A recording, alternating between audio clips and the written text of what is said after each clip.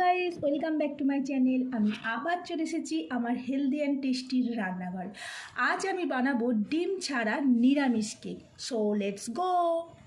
প্রথমে উপকরণ হিসাবে যেগুলো নেব সেগুলো হচ্ছে বেশ কিছুটা পরিমাণ চিনি নিয়ে মিক্সি মেশিনে গুঁড়ো করে নিলাম। আমি একটু বেশি গুঁড়ো করে ফেলেছি অনেকটা, তো আপনারা যতটা লাগবে ততটাই নেবেন। তারপর নিলাম একটা 11 টাকা টক দই, আর এর ভেতরে নেব 2 চামচে সাদা তেল দিয়ে এটাকে ভালো করে ফেটাবো। দেখো বন্ধুরা, দই আর তেলটা মিক্সিং হয়ে গেছে। এবার একটা ছোট জায়গায় কিছুটা পরিমাণ দুধ নিয়ে নিয়েছি। এবার এর ভেতরে কিছুটা ময়দা নিয়ে নেব, নিয়ে তার ভেতরে দেব 1 চামচ ভ্যানিলা, তার কোকো পাউডার 1 চামচ দেব। এই যে কোকো পাউডার।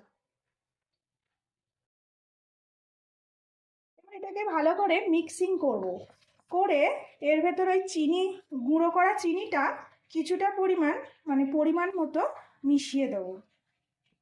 চিনিটা মেশানোর পর এর ভেতরে দই আর তেলের মিশ্রণটা ঢেলে দেবো, দিয়ে ভালো করে আবার ফেটিয়ে নেবো।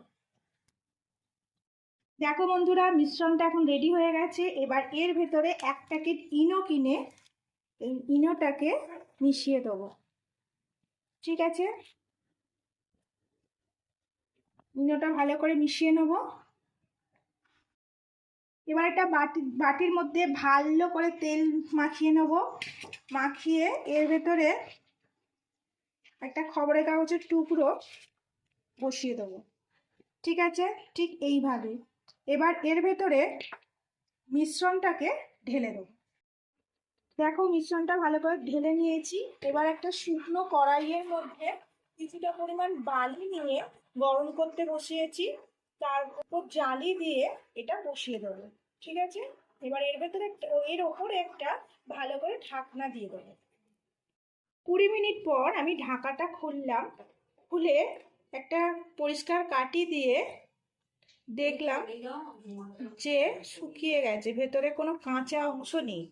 তো এবার এটা রেডি হয়ে গেছে। তো এবার এটা নামিয়ে ফেলবো। আজকের মতো ভিডিও এই পর্যন্তই। পরের ভিডিও নিয়ে খুব শীঘ্রই আসবো তোমাদের সামনে। টাটা।